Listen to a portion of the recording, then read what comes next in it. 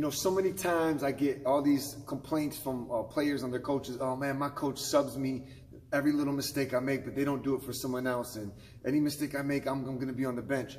And look, some people do have a shorter rope as far as how many mistakes they can make or what types of mistakes they can make compared to others.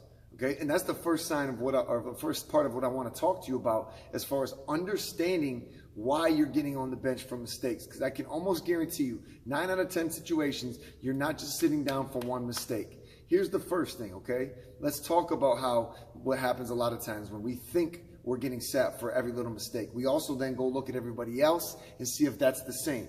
You can't compare why you get benched or your playing time next to the next person. And it seems like you should be able to, but you can't. If you're a freshman point guard and they're a senior starting shooting guard that carries all the weight on offense or defense, you may not have the same leash that they do, the length of leash that they do. You may not get as many opportunities to make mistakes. But even more important, let's talk about the types of mistakes. Okay, missing a shot, yeah, we could consider that a mistake. But is that really a very consequential mistake? Probably not. But missing a help rotation and letting someone get to the rim when you were the person that should have shifted over and stopped them, that's a little more important. Okay, was your mistake a physical mistake or a mental mistake? Again, physical mistake, maybe you lost your dribble.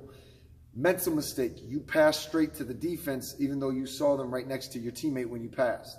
Okay, there's different things like that. The other thing to look at is, what are the non-negotiables in your team? And if your coach hasn't just came out clearly and said, hey, we will not allow this, this, this, and this, then you need to start looking for those, because there's non-negotiables that you guys and standards that you guys play by on your team. More than likely, you are going to get sat quicker for making a mistake that has to do with non-negotiables. For instance, with my teams, on defense, we do not allow them to drive middle if they catch on the wing and we close out. We have to keep them on the sideline and push them down.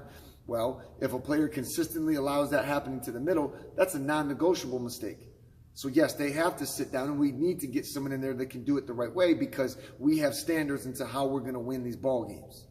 So you got to look at those things too. Effort.